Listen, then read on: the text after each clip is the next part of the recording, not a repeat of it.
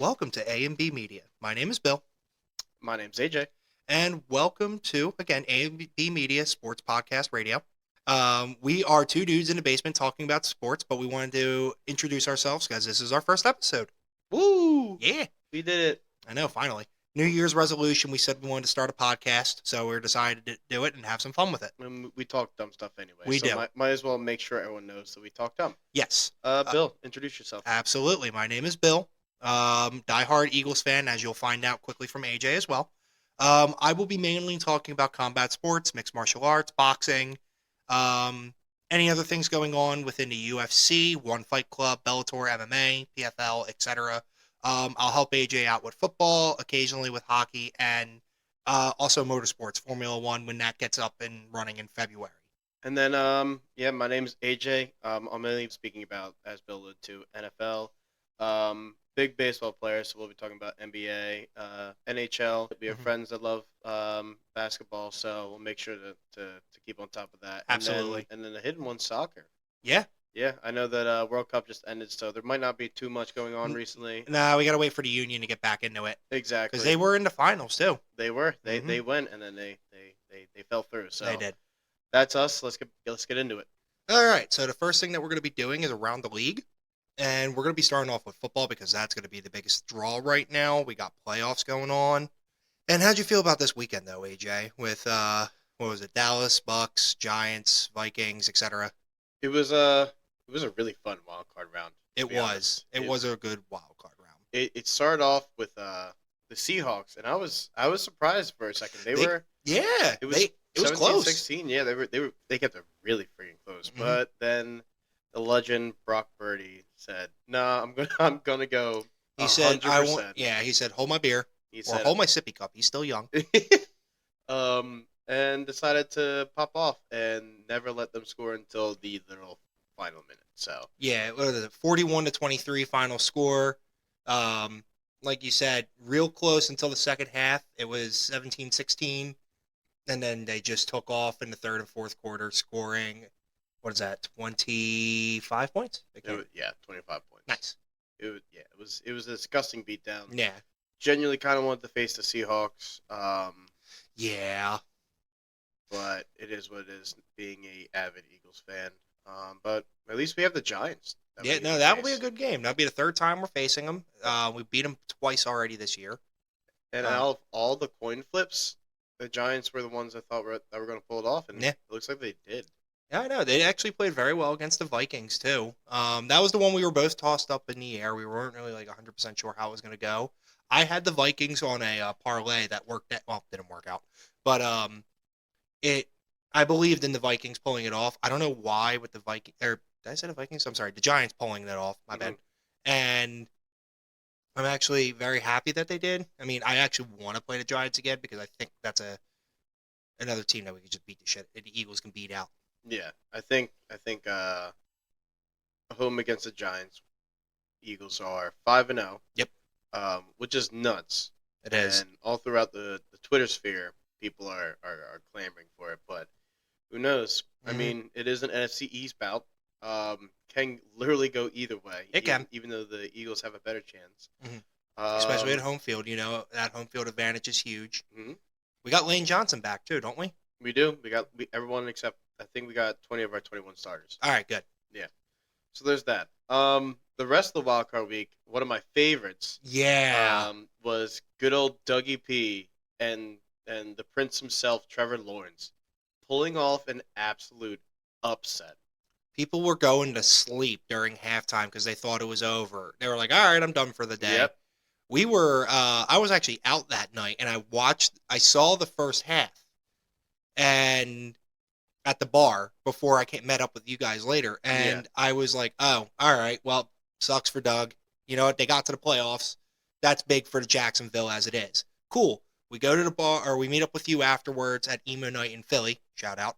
And next thing you know, me and you are dumbfounded at like 1 a.m. looking at the final score that it's 31-30 from freaking Jacksonville. It made I also shout out Emo Night Philly on the Mooshaloo. That is such a fun place to go. But it wasn't just us. It was a lot of people. Like as soon as they were done jamming out in the good old throwbacks. We would all get to the bar, look at our phones, and be like, "There's no way. There's no way." Yeah, I watched the replays later that night just because I was like, I need to know what happened. Balls of steel. Balls of steel, 2-point conversions, and just overall like a different team the second half. It's absolutely insane. That's such a crazy little event, especially Trevor Lawrence throwing 4 picks. Nuts they came back to that. Yeah, after they came back, I feel bad for my boy Justin Herbert. Mm-hmm. I finally got into the playoffs. Such a solid QB. Getting the Philip Rivers treatment, pretty much 2.0 at this point. Yeah. So we'll see what they do next year. Excited to see the Jags play. It'll be good in playoffs. We'll see how they turn out. But every game was a fun one. Whether it was Dolphins Bills, where I bet at halftime Dolphins. I don't blame you. They were plus 650. I don't blame you. They were going up for a bit and almost pulled it off. But should have bet on the Jaguars. You kidding me? I was not paying attention to that game. Me neither. I should have, but nobody was. At that point, you were asleep until they started. Once they scored twice, you're like, oh, they're doing it. But moving on to now, we got the divisional round. Very first game we got is the Jaguars Chiefs.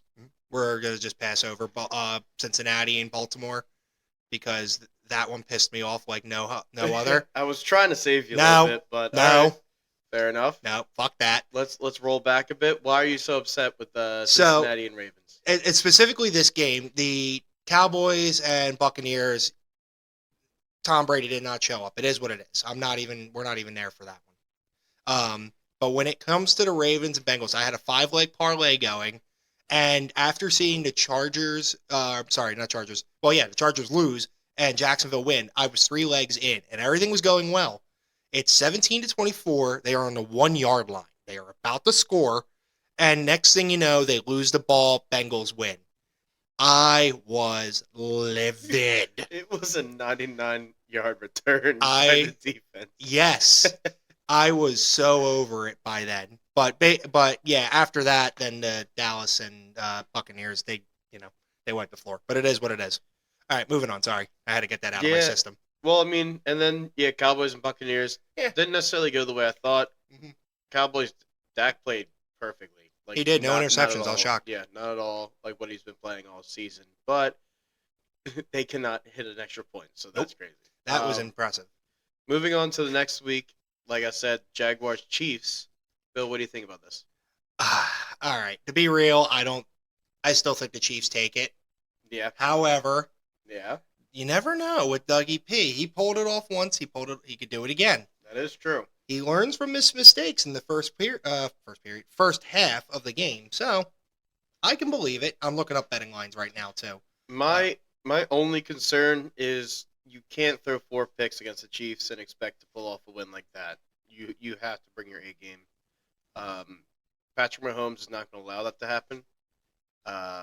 Their defense is relatively strong, even though they're not really known for their defense. They're really known for their offense. But Patrick Mahomes is playing on a whole nother level right now, and I think that if they don't bring their A game, if they throw like literally maybe even 1 pick, game's probably over.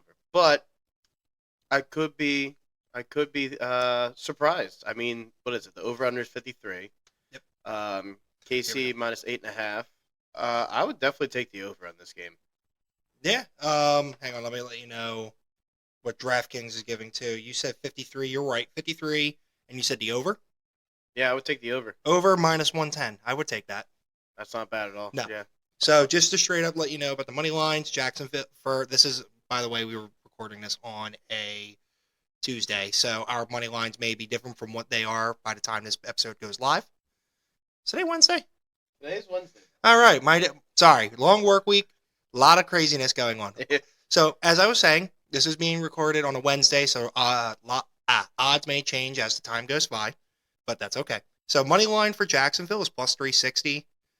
Kansas City is minus 450. The spread right now is at plus 8.5.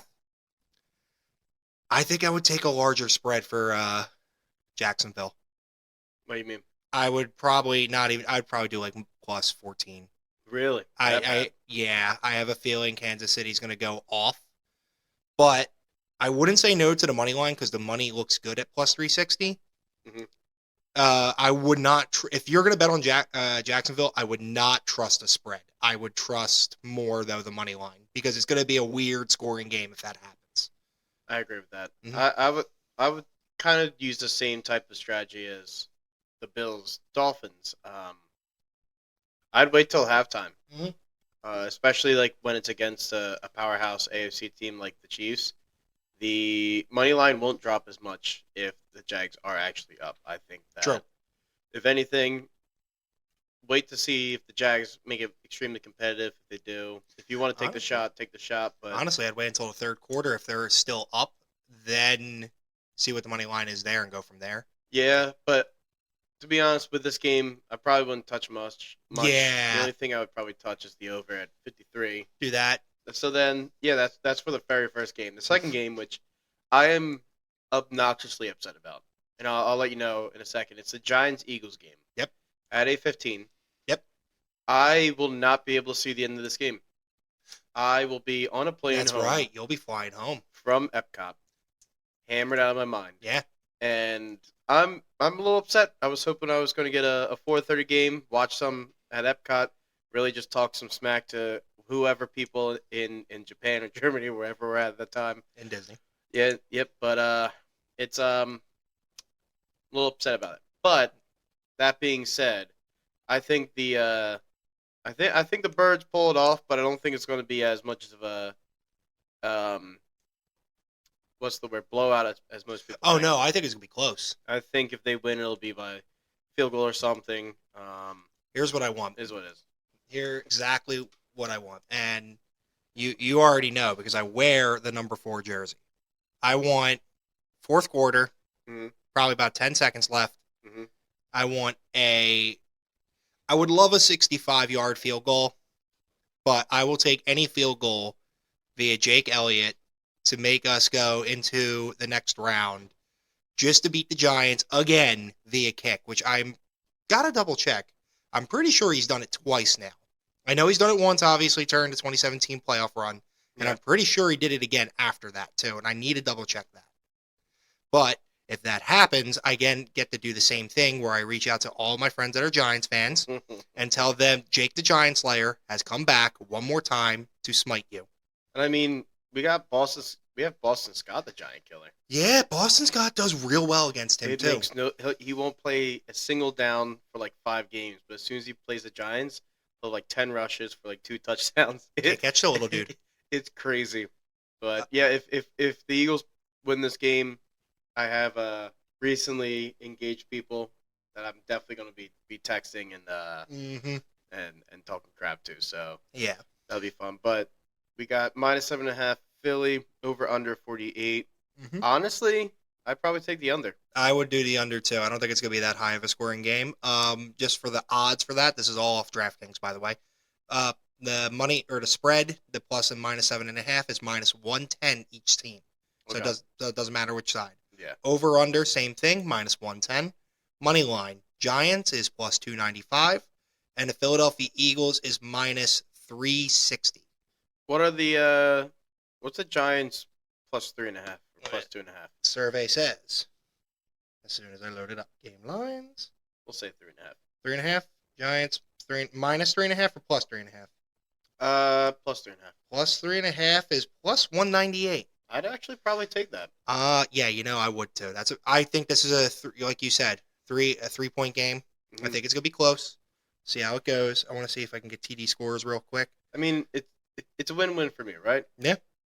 Bet on Giants -3.5. If we do win by a field goal, whatever. If we lose, I make money. But if that bet loses, that means the Eagles win, and we're going on to a conference championship. So. Yeah.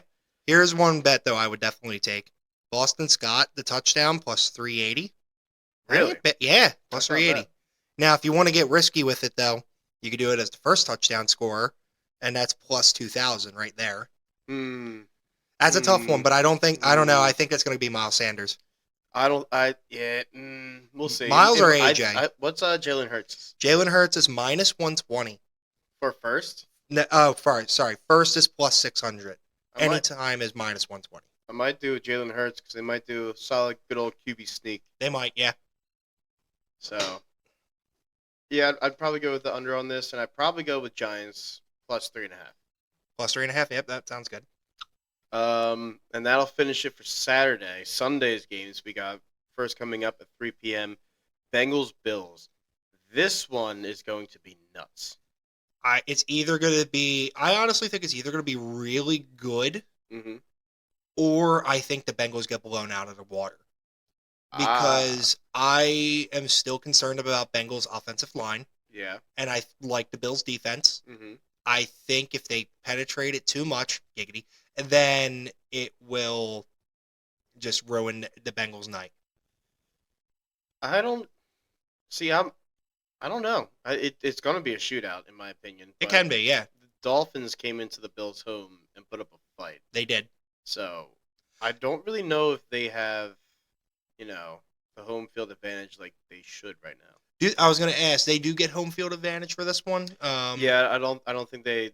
I don't think it's a neutral site right now. I think they actually get home field advantage. Okay, that's what I was curious with everything going on after that whole fiasco. Which a lot of Bengals fans aren't happy with. Yeah, fair enough. I would actually kind of agree to make it a neutral site, but it is what it is. Yeah, at this point, I think it's kind of too late. But yeah, at the same, that was such a unforeseen situation. But what are you gonna do? Yeah, I mean, thankfully he's healthy and all, yeah. and it'd be cool if they have Damar Hamlin come out onto the field with him and all that. That'd be really cool. But I agree. We'll see what they do. But we got Buffalo minus 5.5 over under 48. I'd go the over. Yeah, I would take the over on that too. The only thing is, like I said, the only thing I'm afraid of is it just over the top. Not over the top. The defense going crazy. But just to go with those lines that you said, spreads at +5, -5, +5 for Bengals. It's -105 for the Bengals, +5. Bills is -115 for -5. So spread's kind of weird. What is it? Over under is 48.5, and it's -105 for the Bengals. For the over, under is 48.5 -115 for the Bills. I don't know why it does it like that, but it does. And then the Bengals money line is +200, and then the Bills is -240. Honestly, the Bengals money line, yeah. Bengals money line is +200. 200, yeah, right now. That's not bad. I'd take the Bengals, yeah. Yeah, I'd take that in a heartbeat.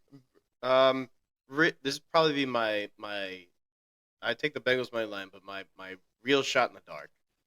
How much is Bengals touchdown? Which person? Bengals defense. Oh, let's see. Cincinnati's Bengals is +475. That's it? Yeah. +475 for anytime touchdown. Anytime touchdown. Wow. First touchdown's +3,500. Wow. Yeah. That's nuts. I didn't expect it to be that low. Yeah, that's what it is. Oh, interesting. Yeah, it's something to keep in mind. Joe Burrow +330 to score. I don't know why. I'm just noticing that. And I might stay away from that because I was expecting them to be like 1,600 or something like that. But I get it. Huh, interesting. Well, yeah. Then in that case, I'd probably take Bengals money line on that. That's fair. And then we got the last game coming up: Dallas and the San Francisco 49ers. Purdy. Yep. There we go. There's Purdy. There's Purdy. This one, see, the 49ers terrify me. Even with Brock Purdy, because like realistically, it's a small sample size, and the talent that they have is nuts. They have Kittle, they have Deebo Samuel, they have Ayuk, who's finally stepping up. Mm-hmm. They have McCaffrey, they have Elijah Mitchell. Like, take your pick, they can score. Yeah. And the Cowboys have to play like they played. Yeah, last week. I agree. To even have a shot. I wholeheartedly agree. This is at San Francisco, right? Yeah. This is at San Fran. Yeah. So here's my thought process about this game, and I agree with the first half. If the Cowboys want a shot, Dak needs to play 100% like he did last week. Accurate the entire time. CeeDee Lamb, Ezekiel Elliott doing their normal shit. Run game is on point for them. Because if they let it slip at all, I think the 49ers take it and run. 100%. Purdy right now is currently on a high like no other. He is winning games. He's becoming Rookie of the Year slowly but surely. He's just, third string that came out of nowhere and just literally saving the San Francisco 49ers playoff career right now. I think as long as they keep the momentum going, they are going to be a force to be reckoned with, which sucks. Yeah, that terrifies me. Yeah, me too. As an Eagles fan, Mm-hmm. it definitely is very Cowboys-esque to pull off something like this. Absolutely. But I don't see it. Mm-hmm. What actually confuses me is that San Fran has a lower line than Kansas City at -4. Well, that's because they believe if the Dak plays like he did yesterday, it's going to be or not yesterday. I'm sorry, last week. Mm-hmm. It will be, I think, more of a shootout than Bengals Bills. I think the Cowboys 49ers game will be more entertaining to watch. Yeah. But again, it really depends who shows up for both sides. Because you got to also, this is what I meant to bring up earlier when I was talking about Purdy. Purdy's, again, on a hot streak, but the pressure is building, too. This man's getting into, conference finals, everything like that. It's getting hot. So he has to be able to handle the heat. I mean, he is the media's darling right now. Yeah. Realistically, like he's played, what? I forget when Jimmy Garoppolo went down, but literally ever since his first game, they have just been all over this game. Oh yeah, no, but it's because he's been playing well right off the bat too. Like he didn't. It wasn't even like a misstep. He just said, "All right, I got to pick up where everyone's lost. Let me go at it." He jumped in and kind of did better than Jimmy. Yeah, a little bit. But so my -4 San Francisco, over under is 46. I got something different on here. What do you have? I got -3.5, +3.5, +3.5 for Dallas, -3.5 for 49ers. Okay. Both 110, and then the same thing over under 46, -110 for both. And then the money line +165 for Dallas, -195 for the 49ers. What's San Fran -6.5? Because I feel like a -6.5, them winning by a touchdown is definitely doable. -6.5 is +134. Okay. That's not bad. That's not bad. That's in. You're making more money though off $1. That is true. I'd probably go with that. I want to say the over on this one as well, but it really could go either way depending on who plays. Yeah. It's how everyone plays. So going down the list, I think we have Chiefs beating the Jags, Eagles beating the Giants. Yep. Who do you have for the Bengals Bills? I have the Bills. I would agree with you. Bills over Bengals, and then 49ers over Cowboys. So that would leave... Here, hold up. Yes. So that's what I believe, but that's not what I'm going to bet. Uh-oh. So originally I think we were going to make this a segment, but I think it would be good just to drop Bills bad bets in certain spots because I have to remember what I'm making at the same time. Because I've been sitting here looking at the lines going, what do I want to do here? Well, it doesn't have to be a segment. It could just be, all right, now you're announcing a Bills bad bet. That's exactly what I mean. There you go. So this is the first ever live Bills bad bet that I'm going to be making. I'm doing money line for this straight up. Taking the Chiefs, I want the safety. I want the safety bet that I feel comfortable with. Okay. But I'm going to skip the Giants-Eagles game for the moment. I'm not betting on the game itself because I don't like that. I'm superstitious. I don't care anymore. I'm not risking it. So, the odds just changed to -450 for Kansas City. Bengals-Bills, I'm taking the money line for Bengals. And Cowboys, I'm actually taking the money line for Cowboys as well. So that's a 3-pick parlay at +871. I think that's pretty fair. So if I were to bet $5, because I only do $5 bets because I'm a cheap bitch, for +871, $5 bets, $50. Not bad. For a $5 bet? That ain't bad at all. Not bad at all. But what I also was going to recommend, too, for touchdowns, I definitely want to take Boston Scott as a touchdown, but I want to see the other ones because what my plan was to do, I actually want to take Boston Scott as the first TD scorer. Actually, no, I take that back. I want Boston Scott to be the last touchdown scorer. Oh. Boston Scott last touchdown scorer is +2,500. Really? Yes. I kind of like that a lot. I like that a lot. So I would stick with that. He tends to score towards the end, too. I agree. So hear me out here. Jalen Hurts to score. Definitely, I feel like it's a first drive thing. Mm-hmm. I would take Miles Sanders to score. And then, finally, I want the last TD scorer to be Boston Scott. Obviously, if this parlays. It does not let me parlay because of the anytime TD scorer. So, with that being said, Jalen Hurts, Miles Sanders, that's a simple one. For the Eagles, he technically was the last touchdown scored last time they faced, but he was the only touchdown they scored. Very true. And I was there for that game. It was a lot of kicking. With same game parlay, I have this as follows. Jalen Hurts to score, Miles Sanders to score, Saquon Barkley to score, because I have a feeling he will. Mm-hmm. And then at the end, Boston Scott to be the last touchdown scorer. Plus 25,000. Plus 25,000. Yep, 25000. Wow. So $5 bet, $1,255. I am taking that right now. I'd roll with that. Yep. Anyway. Yeah. So I looked back at it. Yeah. And Boston Scott has been the last touchdown scored for the Eagles in each game. Oh, really? Yes. Shit. That actually, yeah. So I'm taking that. I mean, granted, the last time they faced them, he was the only touchdown scored, and that was in the first quarter. But it was the last. The first time they faced him, he was the last touchdown scored in the fourth quarter by the Eagles, and then Richie James scored right after him. But that counts, though. It does? Yeah, because it has to be the last touchdown scorer. And when it says that, a touchdown scorer is playing possession of the ball of the opposing end zone, not the player who throws TD, but it also says afterwards, last touchdown score of game. Yeah, so then that wouldn't count. But yep. If the Eagles can hold them, yes, that would be perfect. It would. Yeah. So I like that. I like these bets. Yeah. This will be a fun divisional round. No, I agree. We're getting towards the end, so things are about to get a little spicy. So we shall see. So that's pretty much it for the NFL. The only thing I would probably say about them is that there's been a lot of buzz about Sean Payton, where he's going to go. A lot of people think Tom Brady's going to leave the Bucs, go to the Raiders. Yeah, I heard a lot about the Raiders so far. And we'll see. And I know that Miles Sanders, he's on a contract year, and he's clearly played it. But he definitely wants to come back to the Eagles.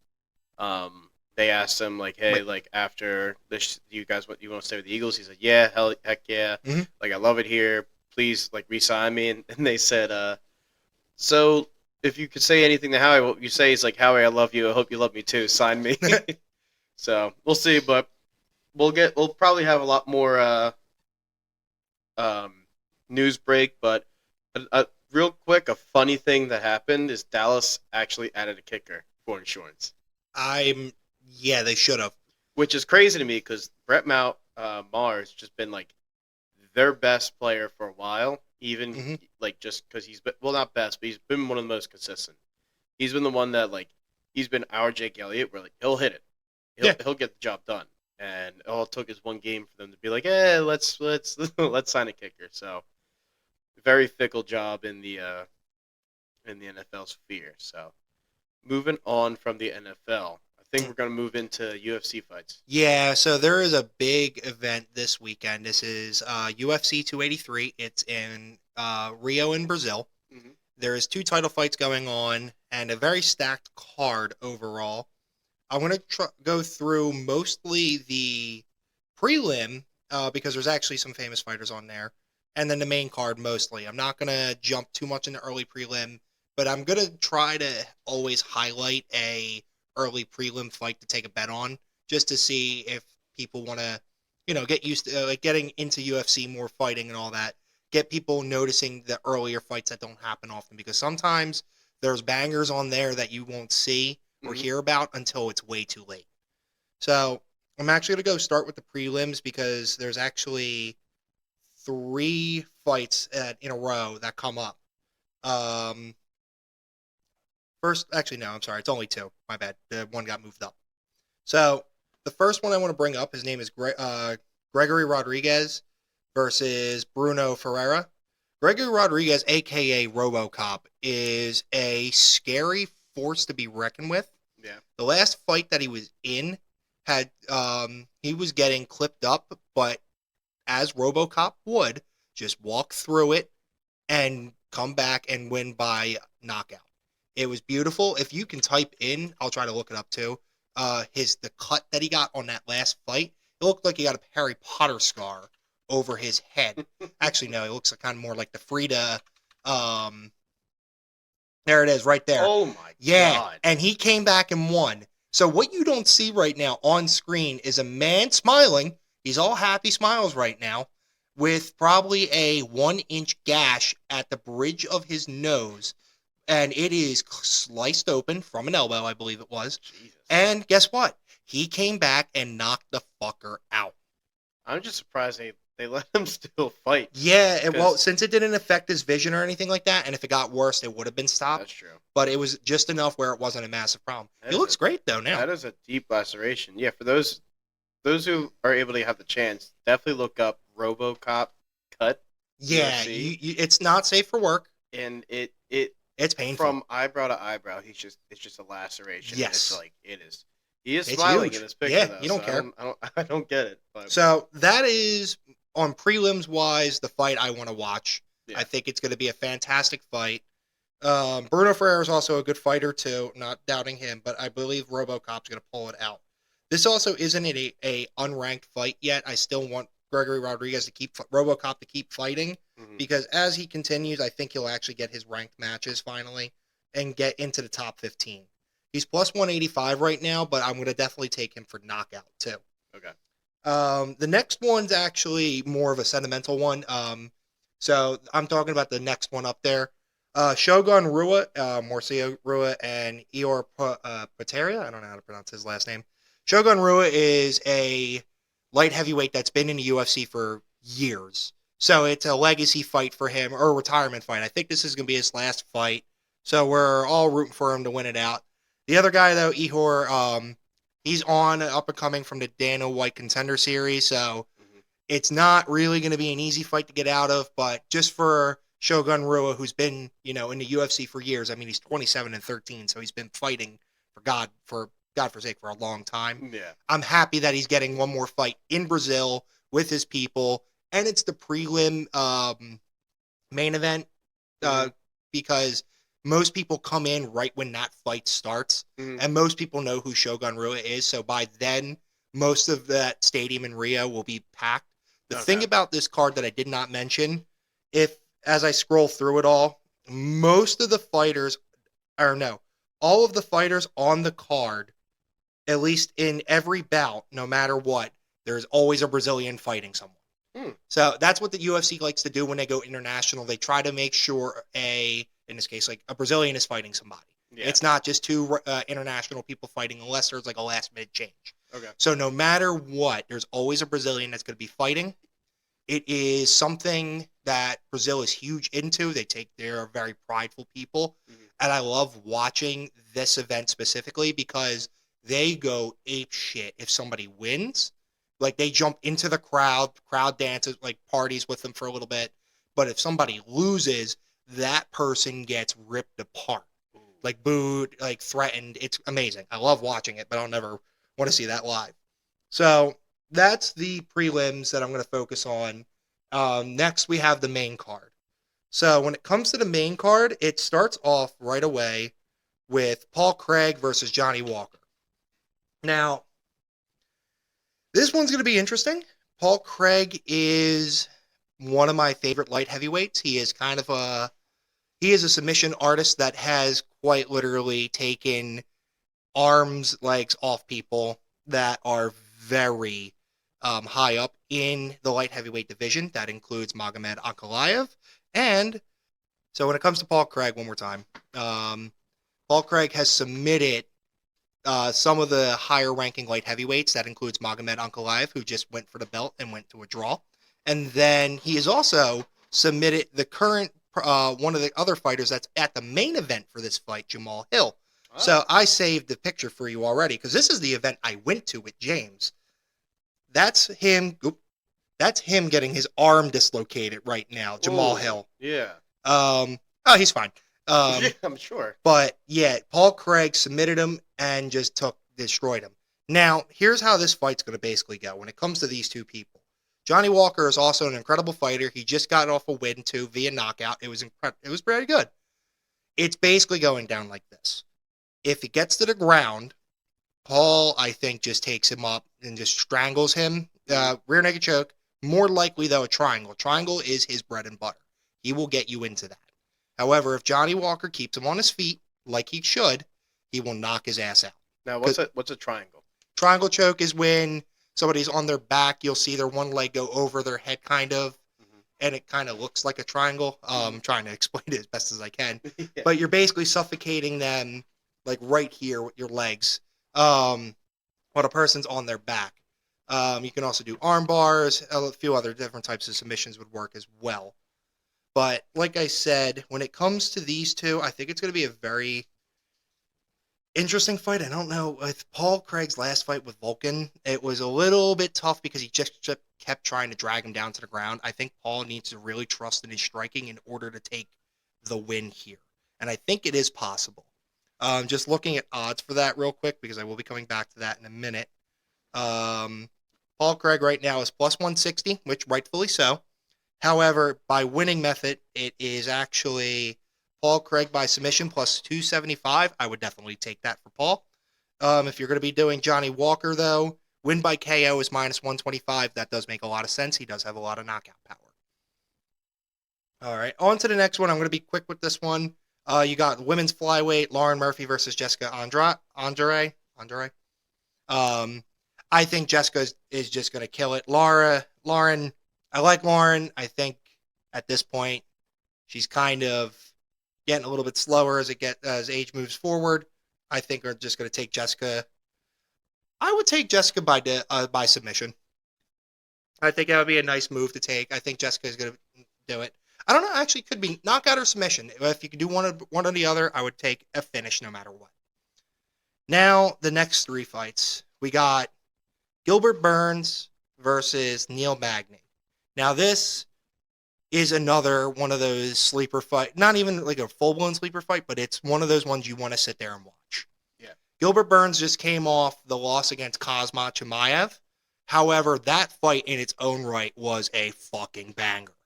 They both went at each other hard and gave Khamzat the test of his life.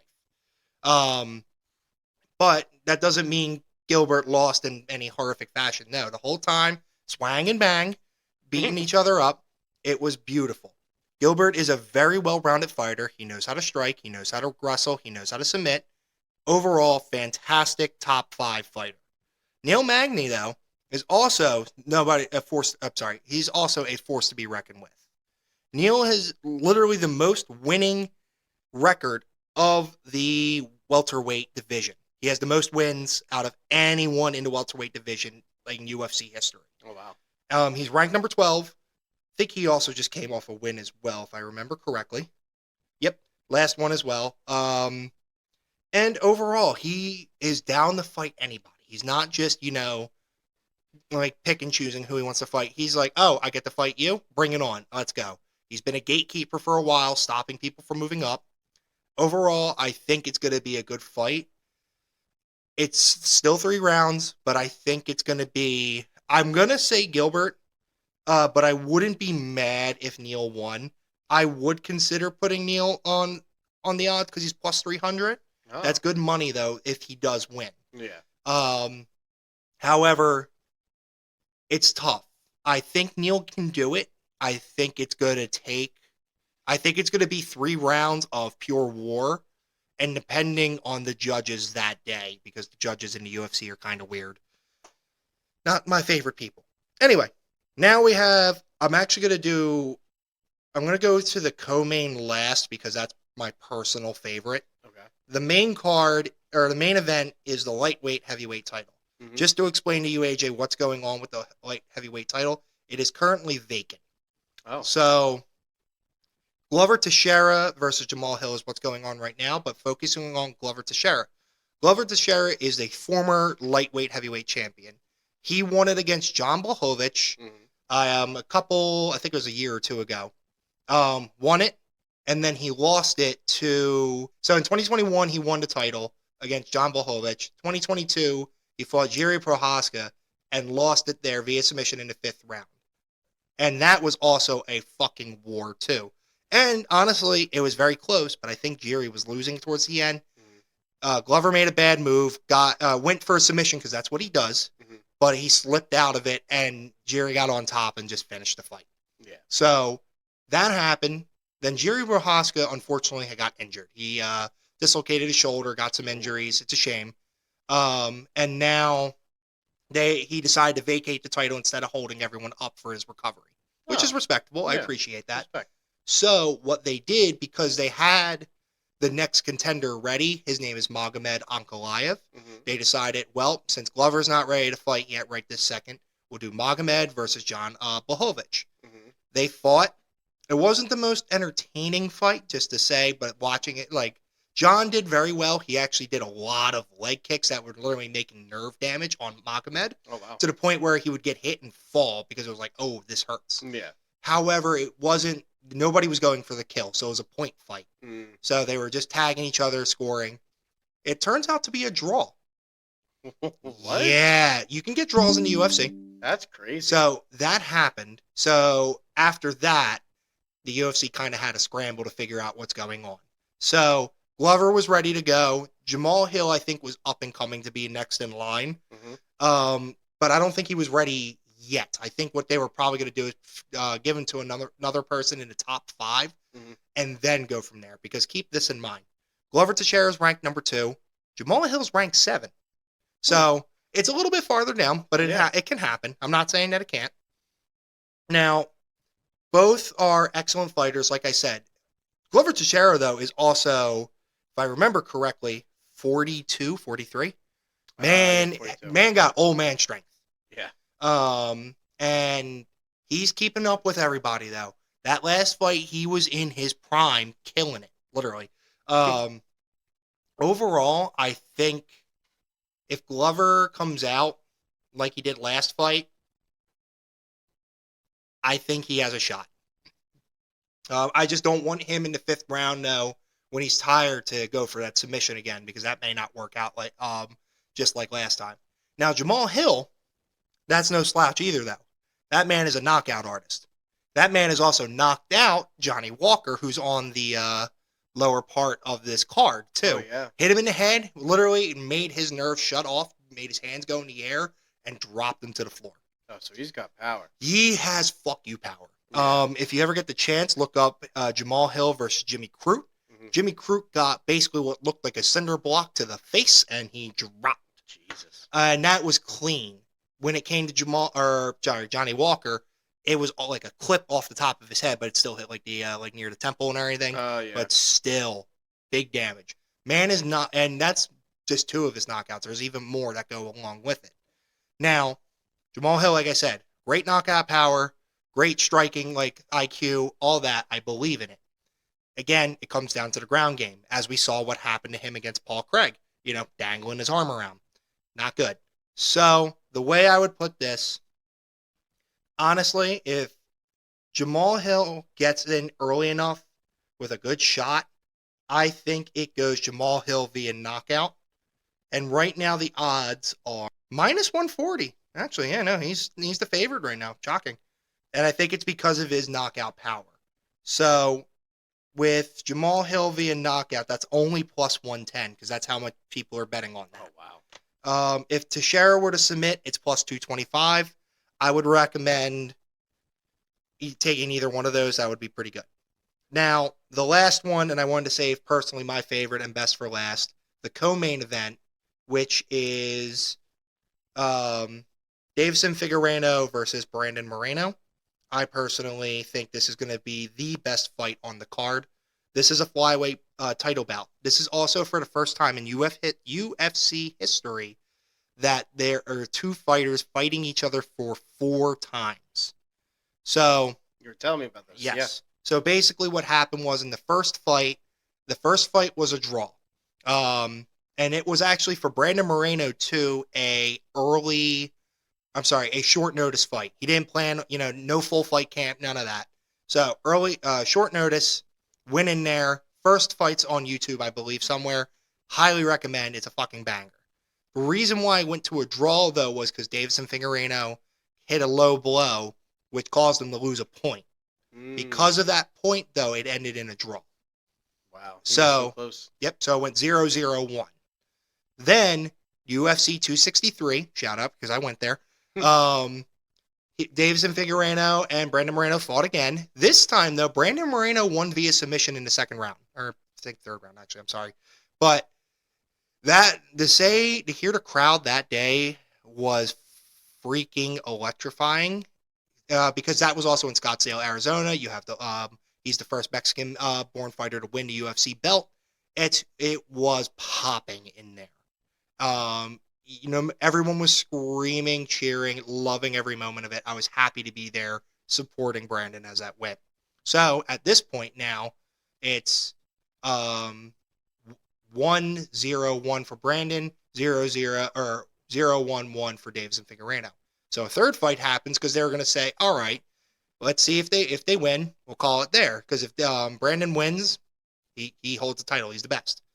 Doesn't go that way. Another, 25-minute war, beating the crap out of each other. Davis and Figueiredo takes it. He wins by decision. Now the series is 1-1-1.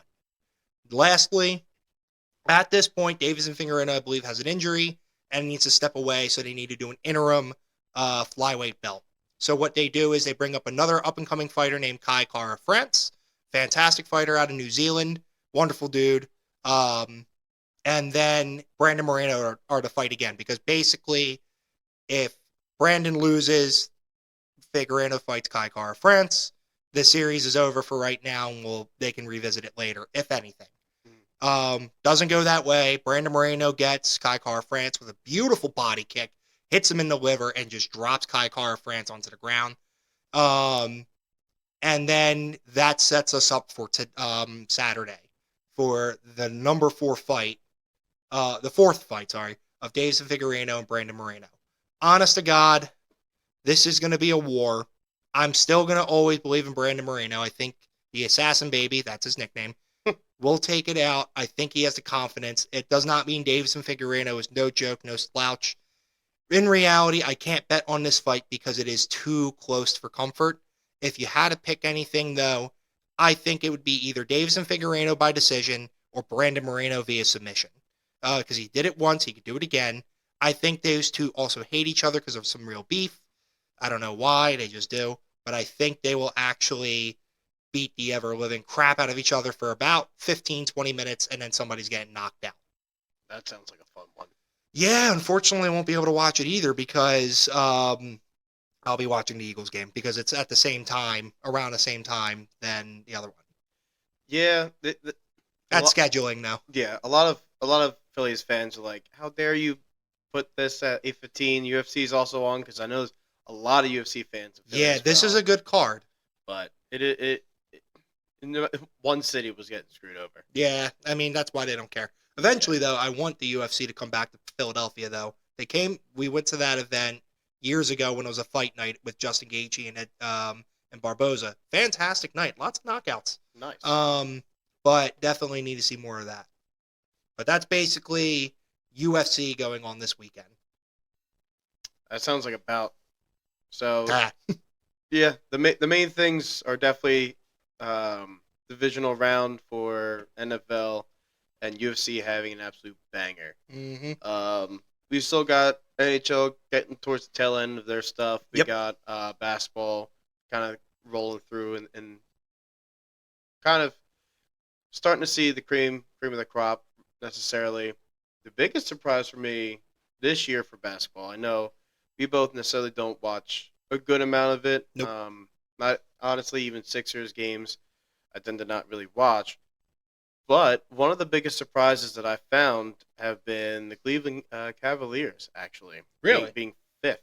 Oh, okay. Yeah, they've kind of picked it up. Good for them. Yeah, right below Nets, Sixers, Bucks, and Celtics. Yeah. But they were not a team that I expected to be, top 5 this year. Yeah. Because they have a good amount of young players, but the young players are playing outstanding. No, I understand that. I'm trying to look up something just to see. So I've actually found out something, too, that I did not know was a bet. You can actually bet on who makes the first basket in a game. Really? Yeah, I had no idea. I was watching a TikTok, and it showed a ticket where you can actually bet on first basket. So right now, I'm pulling up the Wizards versus the Knicks. Mm-hmm. I don't know anyone on either team, but I just want to see as soon as it loads. Okay. Take that back because the one link didn't load. So we're going to Atlanta Hawks and Dallas Mavericks. You can go to first basket props, and then everything is pretty good. So I don't know. Oh, I would actually take this, even though I know I don't think he'll make it. Luka Doncic, I know he's been killing it with Dallas right now. He just got a triple double a couple games ago. I think he had a game like he hit like a near buzzer beater to save the game to go into overtime recently. So Luka Doncic for first basket prop at plus 400. I would honestly take that. I think that'd be fun to take. And then you could do parlays with that and take it with other people so that thing gets stupid. There you go. So let's mess with that while you keep looking around. I'm looking up Dallas Mavericks who scored the first basket. I don't know how to look that up. We're going to look up the Miami Heat now and the Pelicans. We're going to do a couple different things. Tim Hardaway, Luka Doncic assist. So that's probably going to be what's happening, but I'm going to go with it anyway. Let's go with this guy. Let's see if I can parlay. I can parlay it. Yes. Oh, God. All right. In real time, finding ways to gamble. Hell yeah. Let's do this. Okay.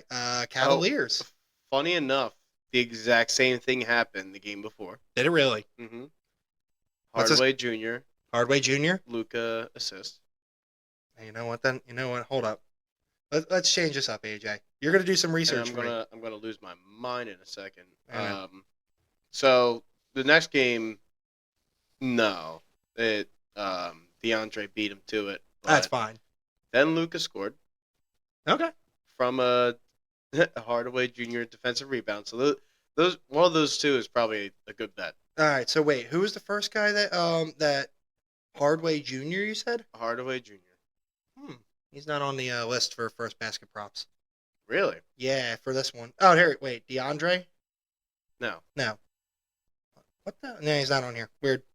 That's interesting that they won't show it. No. All right. Well, I'm putting Luka then. Luka, and then I'm going to jump over to. Oh, because he's out. Thank you. So Luka's scoring first. That makes sense. That would make a lot of sense. Thank you. Again, we don't know basketball, but I'm a gambler, so I'm going to keep going with this. Of course. Down to Cleveland. Let's see what happens. First team basket props. Okay. Desmond Bain plus 550. Why not? Not done yet. We'll take. Mind you, he's parlaying in real time. I am.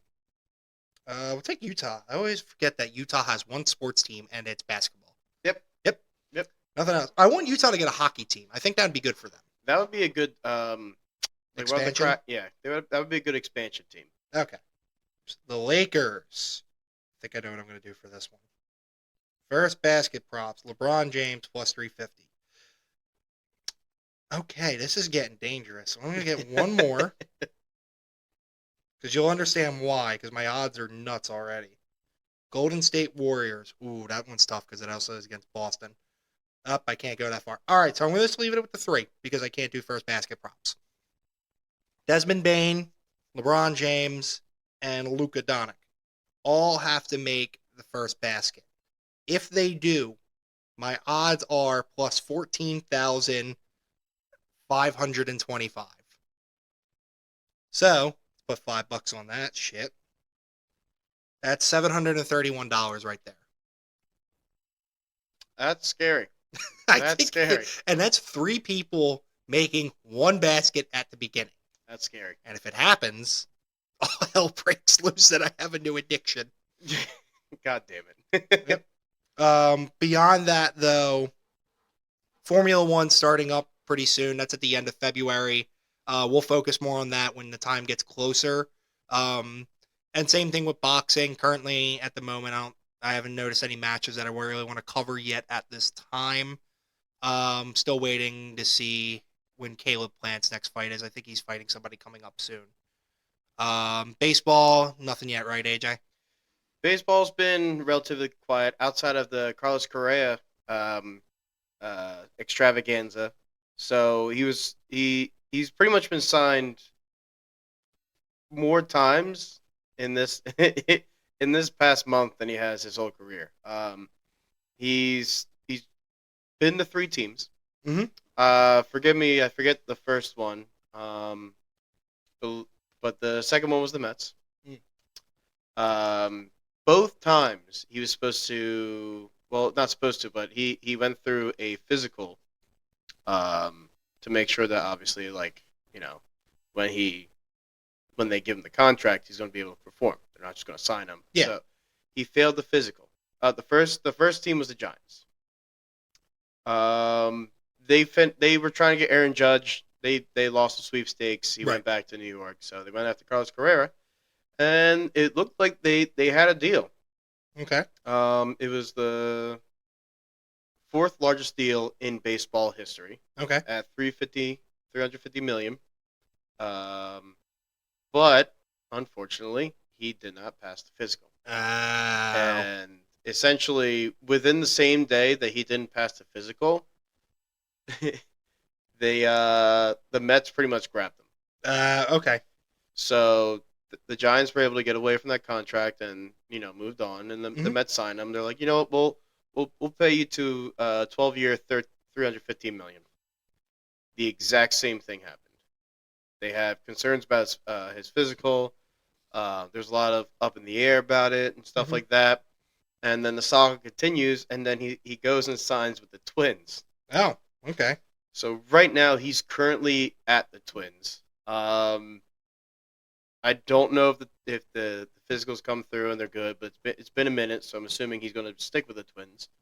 But two teams passed him because he couldn't pass the physical, and now he's with the Twins. It was an interesting little thing. But that's that.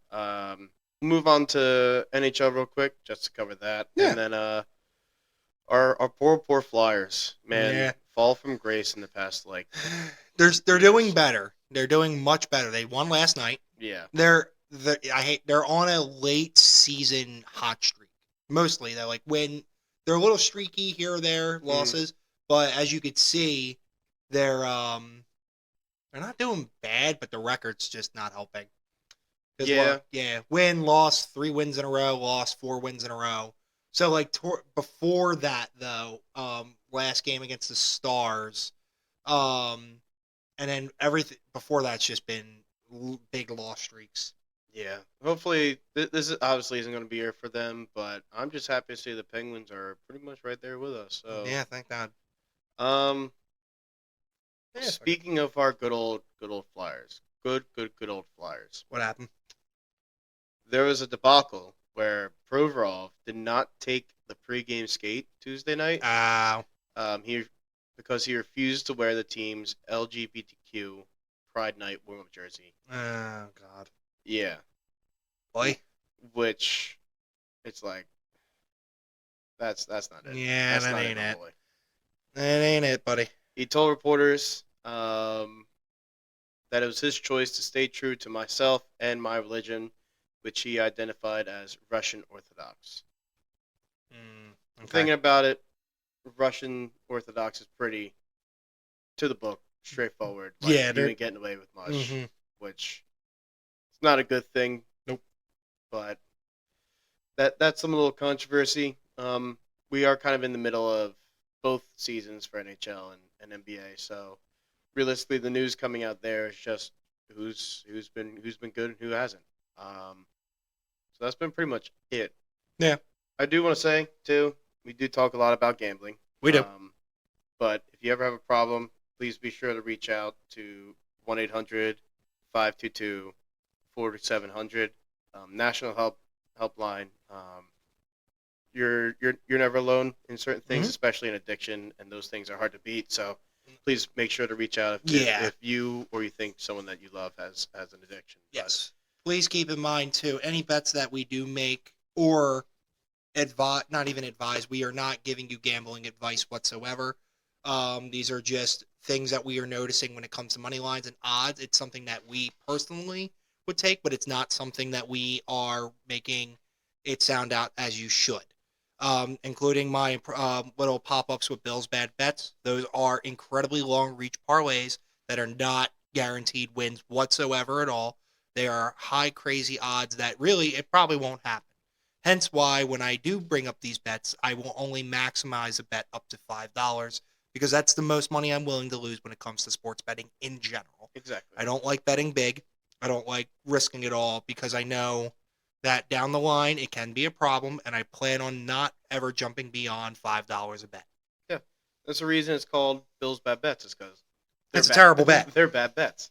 They're not expected to win, No. and any gambling you should not expect to win. Absolutely. That is a shot in the dark. It should not be. The house always wins no matter what happens, and in this case, it's either the casino or DraftKings.com. Yep. But either way, we are required to put that out there, the 1-800-GAMBLER, just to make sure that you guys understand if there is any issues whatsoever, please call that number. Yes, please. And that'll wrap it up for us. So yeah. So thanks again for listening to A&B Media, listening to us ramble about sports. This was AJ, that was Bill, and hope to see you next week.